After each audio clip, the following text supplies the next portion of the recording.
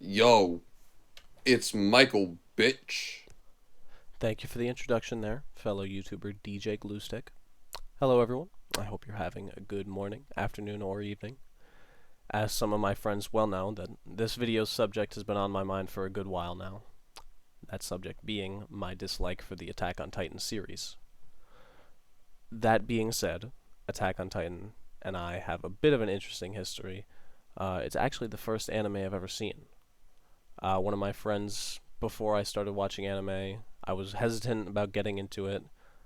I wasn't like too turned off by it. It was just different, you know. You're used to watching live action shows. You're under the assumption that every anime is a cartoon and it's all meant for children. So I didn't want to watch it, but my friend tells me, "Nah, Attack on Titan. It's real nice. I bet you'll like it." So this is middle school. I watched it. I watched it in middle school, and I don't really remember. I remember thinking it was fine. I didn't have strong opinions on it either way, other than I really like the openings, which no matter which way you look at it, the openings slap harder than Will Smith.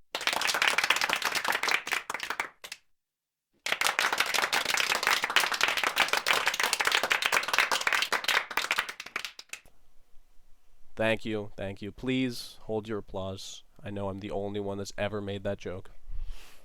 Anyway, time went on. I finished season 2, which at the time, that was all there was. So I finished the show, basically, and I left it. I didn't pick it up till high school. Between middle school and high school, I changed a decent amount, just as a person and what I was interested in. So I picked up writing, and I watched a lot more video essays on YouTube. Um, just video essays regarding storytelling about video games, movies, TV shows, anything. Because of this, the way I watched shows changed. Writing became way more important to me, and I found it kind of hard to enjoy certain shows. A YouTuber I watch regularly, his name's Plague of Gripes, shares a similar feeling with me. That is, it's hard to enjoy certain shows for what they are now, and I don't mean to I don't mean to match myself in intelligence as far as writing goes with him, because he is leagues above me, but I believe we have similar feelings on that. And in this case, when I say for what they are, I am using that to refer to shows where telling a well-written story isn't really the main goal necessarily. And to restate, this change in my mindset has made it hard for me to enjoy pieces of media that I would say most modern audiences would eat up. Other examples of which I'll get into later in the video. And I don't mean for this to sound like a pretentious brag or anything like that. This is a trait that I dislike about myself.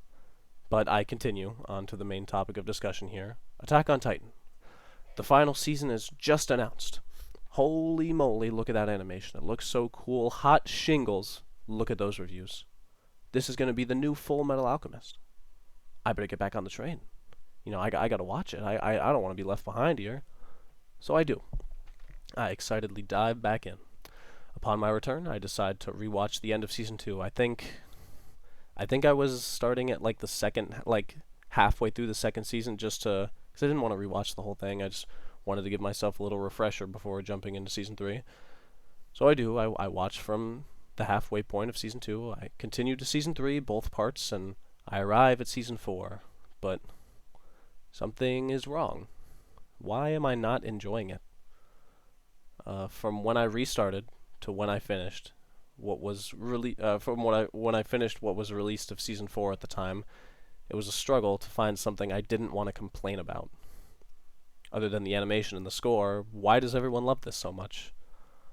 But before I continue on that, allow me to talk about some of the writing problems I found in Attack on Titan. The Colossal Titan and its powers seem fairly inconsistent from season 1 to 3. So first off, there's an issue I have with its steam. As shown when Armin almost dies in season 3, when the Colossal Titan starts releasing steam, it uses up its muscle mass to generate heat so fierce that it can basically turn Armin and anyone else into charcoal. However, this doesn't make sense, as shown in Season 1 during the appearance of it on the wall, and I'm not referring to its very first appearance in the first episode. I'm referring to when Eren and the rest of the Survey Corps are on top. In this encounter, the Survey Corps gets blindsided by the Colossal Titan's transformation, and the large amount of steam that shows up after he transforms sends the entire group flying off the wall. Now, knowing what we know about what happened when Armin was close to the Colossal Titan when his steam activated, it makes it strange that nothing happened to these people that got blasted off. There was no damage from heat whatsoever. Not a single character. There was one guy whose name I do not remember. He was knocked unconscious and he had a bloody nose, and Sasha saved him. But from the heat, there was nothing. No bad things about the heat. A few moments later, Eren rallies the troops again, gets their spirits back up, and he goes to see the Titan and face off on the wall alone. Now, there is a large amount of steam coming off of the Colossal Titan in this moment, and yet Eren does not burn at all. And I understand the argument one could have. Eren is a Titan. He would heal from such a wound, whether or not he realizes that either the wound is happening or he's healing from it. To which I say, Eren does not have any steam coming off of him either, which is what happens when a shifter is healing from an injury. Steam comes off of them. And again, there was none, so Eren was not being damaged by any heat. My second problem with the Colossal Titan has to do with its nuke that it drops later in the series, whenever its transformation happens. This does not happen until Season 3, when Hange gets saved by at the last second from the explosion. After this point in the show, it is shown that no matter what, this explosion happens when the shifter transforms into the Colossal Titan, which is obviously a massive plot hole, because at no point prior did it do this. Attack on Titan should have ended in the very first episode, when Bertholdt transforms and blows Eren to smithereens. He completely nukes him. Show's over. Roll credits. Now, I've seen two separate defenses of this. I've seen this argument, where the user Coco asks us to remember Hange's theory, and references Eren lifting the boulder as proof that the Titan's abilities actually come from the will of the user when they transform. This, however, is fairly easy to disprove. Take a look at these pictures of Eren's Titan's physique normally, and then lifting the boulder. Here's the first one. Oh, not that one. Not that one. Here's the first one. And then here's him lifting the boulder.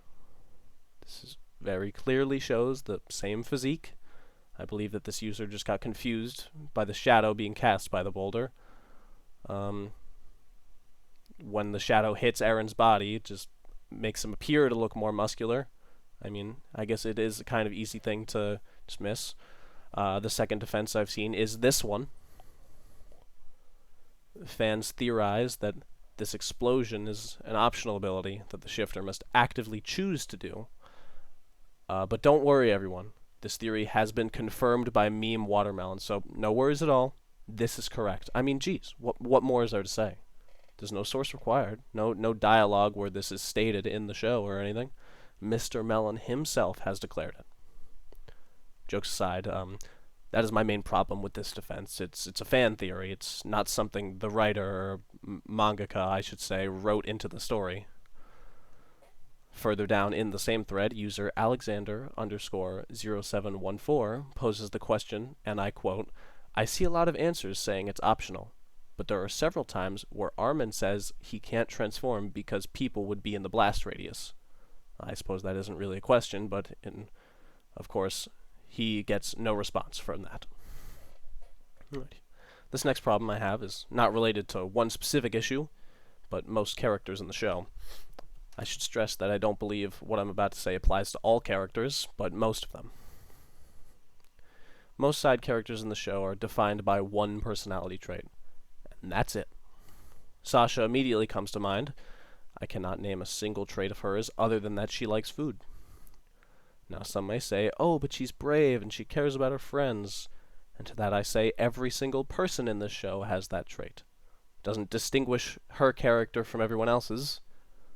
The only thing that she has going for her that gives her a defining moment is that she ate a potato in basic training. You know, it's kind of funny for like a one-time thing, but that is what her character is known for, and she has done nothing else. Uh, Mikasa and Levi are kind of the same personality. They're just badass, which sounds like a good thing, but that's all they have. They go in and do cool things. The animation budget skyrockets whenever they're on screen, and everyone goes, "Wow, the Ackermans are so strong." Although I will say, at least Mikasa has a soft spot for Eren. It gives her at least something. Not normally, having slightly underdeveloped side characters isn't a complete death sentence for a story, but really bothers me in Attack on Titan because when these side characters that are so uninteresting die, and everybody cries and talks about the great memories of them, both in the story and in the real world, people reacting to the character death, I have no idea what these people are talking about. I don't feel really any emotions for this character's death, because I just haven't been given enough to grow attached to them. I haven't been given really anything to make me want to relate to them, or I guess not want to, but anything to relate to them. It's just shallow. This next point is kind of short, but it is something that really bothered me about Season 4. Just the ham-fisted World War II setting. It just screamed uncreative to me. Eldians are treated exactly like Jews, and Marleyans are the Aryans.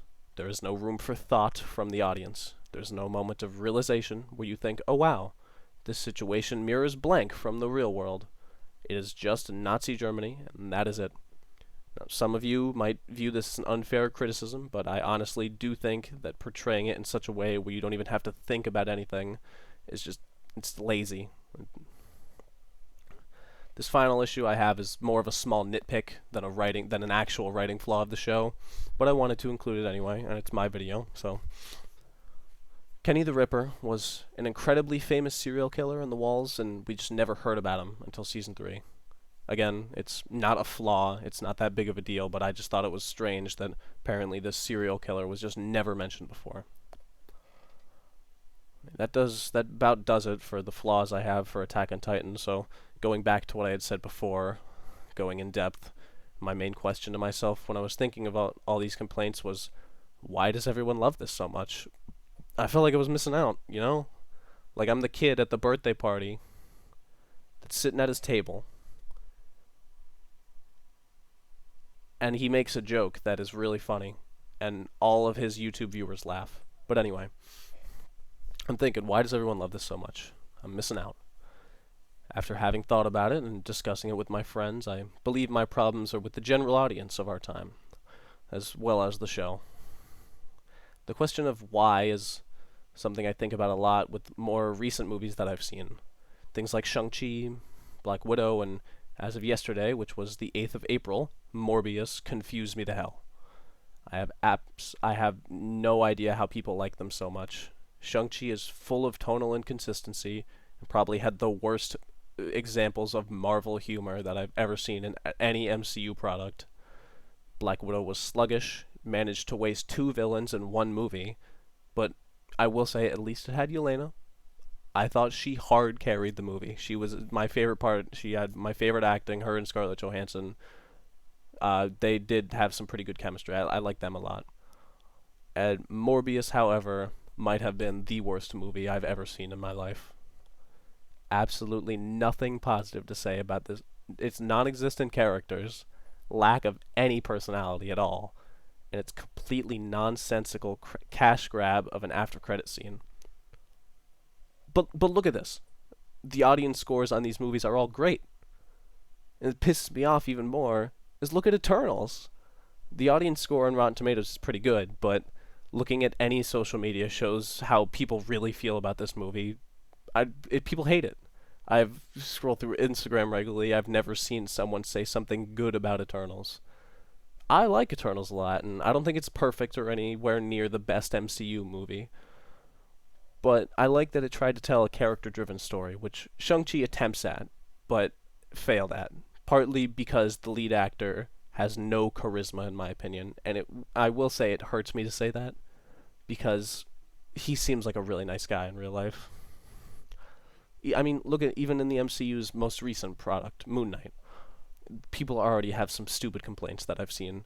I've seen people saying that they don't like it because there's not enough action, which is probably the easiest way for me to identify people that don't understand writing. Because they take this really cool concept where these two personalities are colliding in this battle between Egyptian gods, and there's so many questions to answer and even more questions to be given, and your complaint is that the good guy hasn't fought enough bad guys? It's like, come on. Just watch Dragon Ball on repeat for the rest of your life if that's what you want to watch. It annoys me when I see these people on social media saying things like that and saying things like Shang-Chi is the greatest film of all time and how Attack on Titan is the best anime ever and is one of the greatest pieces of fiction ever written. It almost physically pains me to see someone say that. But more than anything, I'm just kind of left in shock. I'm like, what? How could you think that? Like, why is there only 3 people out of the thousands of comments you have disagreeing? I've just been shown time and time again that modern audiences don't want to see well-written stories. They just want something that looks cool and has a good guy fighting a bad guy. Look at the DC movies. People are even aware that DC movies are bad, or at least most of them, and they still go to see them. And they go to see them, and when they do, they leave the theater and they're like, wow, that was awful. Like whoa, who would have guessed that after releasing almost 100% bad movies, that this one was bad too? But you know, it's already too late. They already spent their money, so no amount of bad reviews is going to stop Warner Brothers from making these movies because they keep making money. Now, I've gone on a little rant here, so let me just recoup my thoughts for you. The taste of modern moviegoers is strange to me. At least in my mind, they worship extremely poorly written movies and shows, which just cause directors and companies to release more of the same. And when I said before that I have trouble appreciating pieces of media for what they are, I think of things like Attack on Titan, which in my mind is simply an overzealous action anime that bit off more than it can chew storytelling-wise. I think if I was enjoying Attack on Titan for what it is, I would enjoy its action, its animation, and the music. That is about it. But nobody else seems to think it like that. Everybody thinks it's God's gift to weebs. It makes me think that maybe I'm wrong. Maybe I'm wrong, and I suppose I might want to be wrong. Sometimes I think I would like nothing more than for someone to just sit me down and go, no, you missed X, Y, and Z. Or someone for just explain why they think the way they do about these movies and shows. And I think that about does it for my first proper video. I hope you all enjoyed it. If you agree or disagree with me, please let me know in the comments. I'd be especially happy to hear anything you feel I got wrong, or if you feel there's anything I left out on my complaints. Thank you again for watching, and in case anyone was curious, because I don't think my video is going to go to the end of my Risk of Rain run, I died to the ally warship unit on stage 4.